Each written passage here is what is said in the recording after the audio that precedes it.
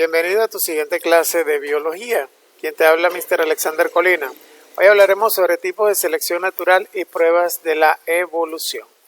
Así que el objetivo será explicar el mecanismo de selección natural y las pruebas de evolución. Los tipos de selección natural básicamente son tres. Hablamos de la selección natural direccional, la estabilizante y la disruptiva. La selección natural direccional favorece a los organismos que expresan un rasgo extremo, quedando al final los individuos que presenten esa característica. Tenemos la selección natural estabilizante, que es la que favorece a los individuos que expresan el valor promedio de un rasgo, manteniendo la composición genética de la población, y la selección natural disruptiva, que favorece a los que expresan rasgos extremos, generando especies distintas para cada característica extrema. Fíjate en este gráfico de selección disruptiva. Tenemos unas almejas con diferentes colores, pero si te das cuenta son de diferentes, lo único que tienen diferente es el color, pero la forma es la misma. Prevalecen los rasgos extremos. Las almejas con color claro y oscuro. Si te das cuenta que la intermedia no va a prevalecer. Después, esta curva es de antes, cómo estaban. Y luego que pasa el tiempo, que ha pasado el tiempo, representa la curva en azul. Cuando ya ha pasado mucho tiempo, nos damos cuenta que van prevaleciendo la de los colores oscuros y la del color intermedio no va a prevalecer, o sea, desaparece. En la inferior, la curva roja representará antes y la curva azul la después, cuando ha pasado el tiempo. Imaginemos que esta población de lagartijas existía durante mucho tiempo. Una selección estabilizadora será aquella en la que va a prevalecer el rasgo promedio. ¿Cuál es el rasgo aquí promedio que prevalece? La longitud de la cola de las lagartijas. Habían lagartijas de cola corta, de cola media, de cola larga. ¿Y cuál prevaleció en el tiempo? La de cola intermedia. Entonces, es una selección estabilizadora o normalizadora, también es la otra manera de llamarla. Prevalecerá ese rasgo. Y tenemos la direccional, que es aquella en la que prevalece el rasgo en un extremo. Por ejemplo, las jirafas de cuello más largo.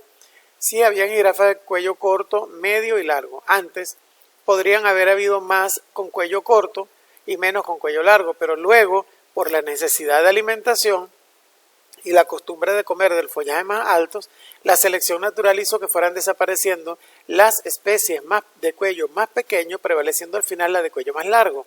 Entonces la selección natural, la evolución llevó a que solamente quedaran las de cuello más largo. Esta es la forma de analizar lo que son los tipos de selección disruptiva, estabilizadora o normalizadora y la direccional. Muy bien, ¿qué es la especiación? La especiación, o lo que es lo mismo, la formación de nuevas especies, es un proceso mediante el cual una población de una determinada especie da lugar a otra u otras poblaciones aisladas reproductivamente entre sí y con respecto a la población original. El proceso de especiación a lo largo de 3.800 millones de años ha dado origen a una enorme diversidad de organismos, millones de especies de todos los reinos que han poblado y pueblan la Tierra casi desde el momento en que se formaron los primeros mares y que aún hay muchas por descubrir. Aquí hay una diferencia en especies de una rana. Esta fotografía lo que quiere mostrarte la forma o la cantidad de especies que se han podido generar. Entonces, los tipos de especiación son los siguientes. Tenemos la alopátrica. Alo es de otro y pátrica es de patria, ¿ok? Son términos que eso es lo que quieren decir. Las nuevas especies se formarán por poblaciones aisladas geográficamente. Fíjate, vamos a suponer que este organismo que tenemos acá como un insecto, de color verde, color azul, son aisladas geográficamente, pero se producen de esa manera, se forman de esa manera, no tienen nada que ver uno con la otra. La peripátrica es alrededor. Una población pequeña aislada en el extremo de otra población más grande es la que se puede formar. Fíjate que la que está representada como azulito que tenemos acá, ¿no? Entonces, las nuevas especies se forman por una población pequeña aislada en el extremo. En la especiación parapátrica, las nuevas especies se forman por una población con una distribución continua. Si te das cuenta, van como cambiando sus rasgos de manera progresiva y van apareciendo las nuevas especies de tal manera que las especies más nuevas ya tendrán como una característica diferente a las primeras, pero ha ido en una evolución constante. Y la simpátrica unión ¿verdad? Las nuevas especies se forman por dentro del área de distribución de la población ancestral, es decir, están como intermedias. Son las formas en que de alguna manera han aparecido y que la biología las ha podido agrupar. Esas son formas de selección natural. Otra forma de selección natural es la deriva génica. Es una fuerza que afecta el proceso evolutivo, pero diferenciado de la selección natural. Este fenómeno consiste en la pérdida de diversidad genética dentro de una población de forma azarosa, es decir, al azar, alterando la frecuencia de las características que aparecen en los individuos del mismo grupo. Generalmente actúa sobre las características menos frecuentes, provocando que los caracteres frecuentes aparezcan siempre en todos los individuos, y esto provocaría una disminución de la diversidad en la población. El efecto de la deriva génica es mucho más intenso en poblaciones pequeñas que en otras más grandes y ocurre habitualmente cuando se dan situaciones del tipo efecto fundador o efecto cuello de botella. Vamos a ver qué consiste eso. El efecto fundador. Cuando una pequeña muestra de la población original decide retirarse y colonizar una nueva zona donde no existen representantes de esa especie, sobre esta pequeña fracción de la población incidirá la deriva genética. Puede darse en microorganismos, puede darse en especies más pequeñas, pero fíjate el caso que te voy a presentar. Un ejemplo claro del efecto fundador puede verse en algunas poblaciones humanas.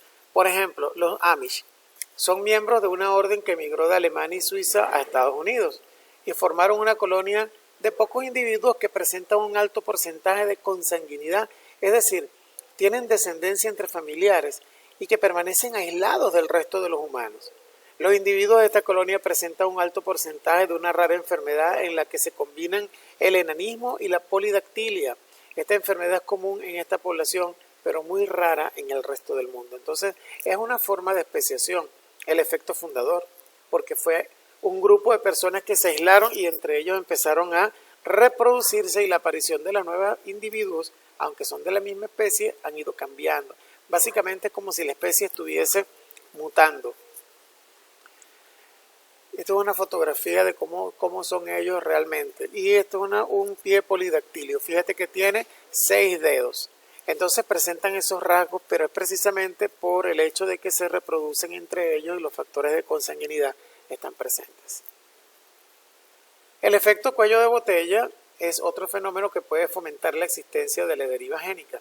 Este efecto consiste en la disminución drástica de una población por efectos distintos a la selección natural. Al quedar un bajo número de individuos, cualquier característica rara que presenten los supervivientes se expresará mucho en las siguientes generaciones e igualmente se disminuye la diversidad. Digamos que por alguna situación muy particular, una gran población pasa a ser más pequeña. En esa población más pequeña van a pasar todos los caracteres que tienen estas especies, todas esas características. Y por ejemplo, si la amarilla representa una enfermedad, esa enfermedad ahora se va a notar mucho más porque son menos y aparecerá. Entonces, por supuesto, eso es una forma de deriva génica. ¿En qué se diferencia la selección natural de la artificial? Pues en la natural, los agentes naturales seleccionan los organismos que se reproducen. ¿Bien? Y hay competencia. Por ejemplo, el león obviamente es un gran depredador de estos animales, los herbívoros de las sabanas africanas, y ellos, por supuesto, en esa simbiosis han ido progresando, otros van desapareciendo, pero esto ocurre de forma natural. Mientras que la selección artificial es aquella en la que el hombre selecciona los organismos que se van a reproducir. Esto se ha visto mucho en las plantas, en alimentos, para la producción de ciertas especies de alimentos, la selección artificial, por supuesto, tiene una función importante. Y lo vemos en seres tipo animales, ¿sí? Esta es la mejor representación. Mira este cuadro de las diferentes razas de perros. ¿De dónde crees tú que han salido todas las diferentes razas de perros? ¿Sí? El hombre las ha creado, no son naturales. Esas razas no se crearon por naturaleza. Hay demasiadas. Se cree que hay aproximadamente 343 razas distintas de perros y todas provienen ¿de dónde? Del cruce que los humanos han realizado para obtener características deseables en algunas razas por razones económicas, de estética, de belleza, en fin, de cualquier cantidad.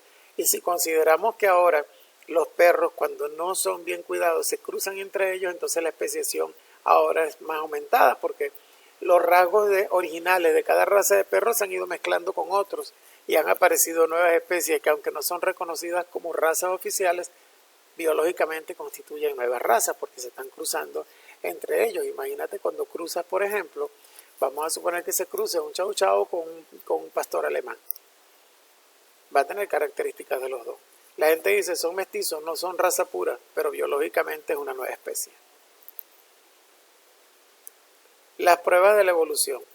Las principales pruebas de la evolución con las que contamos actualmente son el registro fósil, la anatomía comparada, los estudios de embriología comparada, los estudios de comparación de ADN y la biogeografía. El registro fósil, por supuesto, porque a lo largo del tiempo paleontólogos y científicos han encontrado evidencia de que han existido en el pasado diversos tipos de organismos que pueden ser los antecesores de los que actualmente existen por la relativa o el relativo parecido que pueden tener entre ellos. Y ese relativo parecido también es función de la anatomía comparada. La anatomía, como ustedes bien saben, es una rama de la ciencia, de la medicina, que estudia básicamente la morfología y la fisiología del cuerpo. Vamos a hablar del humano, por ejemplo. Pero la anatomía comparada también ocurre en animales, o sea, ocurre en animales no, sino lo que quiero decir con esto es que simplemente el hombre puede hacer comparaciones entre los rasgos morfológicos de especies en el pasado con los actuales.